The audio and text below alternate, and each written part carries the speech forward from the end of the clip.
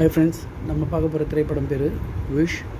So இந்த படத்தை direct பண்ண பார்த்தீங்கன்னா கிறிஸ் பக், ஃபான் வெரிசான் தான்ன்றவங்க பண்ணியிருக்காங்க. ரைட்டிங் ஜெனிஃபர் லீ, அலிசன் முரே, கிறிஸ் பக் இவங்க பண்ணியிருக்காங்க. ஸோ இதில் வாய்ஸ் கொடுத்தவங்க பார்த்தீங்கன்னா அரியானா டி போஸ்ன்றவங்க தான் முக்கியமான இது. இப்போ கிறிஸ் பைன், ஆலன் ரிக் அப்படின்றவங்க பண்ணியிருக்காங்க. ஸோ இந்த படத்தில் வந்து பார்த்திங்கன்னா கதைன்னு பார்க்கும்போது ஒரு யங் கேர்ள் ஆஷான்றவங்க வந்து பார்த்திங்கன்னா ஒரு ஸ்டார் வந்து வானத்துலேருந்து வந்தது. அது கூட வந்து அவங்க ட்ராவல் பண்ணுவாங்க. இந்த மேனிஃபெஸ்டோன்றவர் அந்த ஊரோட மக்களை வந்து தன் கட்டுப்பாட்டுக்குள்ளே நல்லது செய்கிற மாதிரி பண்ணி வச்சுருப்பார்.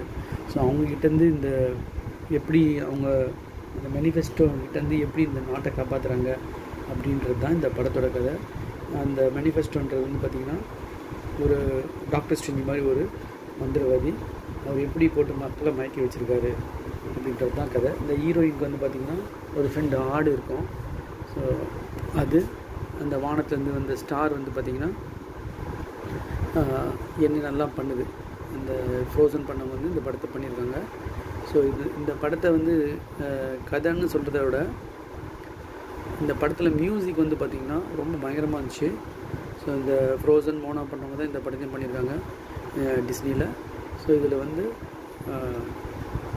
ஒரு சீனும் அந்த ஆர்ட் இதெல்லாம் வந்து பார்த்திங்கன்னா ரொம்ப எக்ஸலண்ட்டாக இருந்துச்சு. ரொம்ப லைட் கலர்ஸு, அந்த கேரக்டர்ஸ், ஆஷோட ஃப்ரெண்டு எல்லாமே வந்து பார்த்திங்கன்னா ரொம்ப சூப்பராக இருந்தது. ஆனால் படத்தோட திரைக்கதைன்னு பார்க்கும்போது ரொம்ப ஸ்லோவாக போச்சு. இந்த ஸ்டார் கூட பேசின்னு இருக்குது, இந்த ஆடு கூட பேசின்னு இருக்குது, எதுவுமே மனசில் நிற்கல. இது கொஞ்சம் போர் மாதிரி தான் இருந்தது. பார்த்திங்கன்னா ஃப்ரோசன் மாதிரிலாம் இல்லை, ஃப்ரோசன் லெவலுக்குலாம் இல்லை. ஸோ இந்த படத்தை வந்து சின்ன பசங்களுக்கான ஒரு படமாக சொல்லலாம். பெரியவங்க ரசிக்கிற மாதிரி தான் இருக்கும் சில சீன்ஸு. இருந்தாலும் அந்த ஃப்ரோசன், ஒரு இன்க்ரெடிபிள்ஸ் அது மாதிரிலாம் நம்ம சொல்ல முடியாது. ஒரு சாதாரணமாக ஒரு படமாக நம்ம இதை சொல்லலாம். இந்த மந்திர சக்தி அதெல்லாம் வந்து பார்த்திங்கன்னா ஒரு ரொம்ப ஸ்லோவாக தான் போச்சுன்னு சொல்லணும்.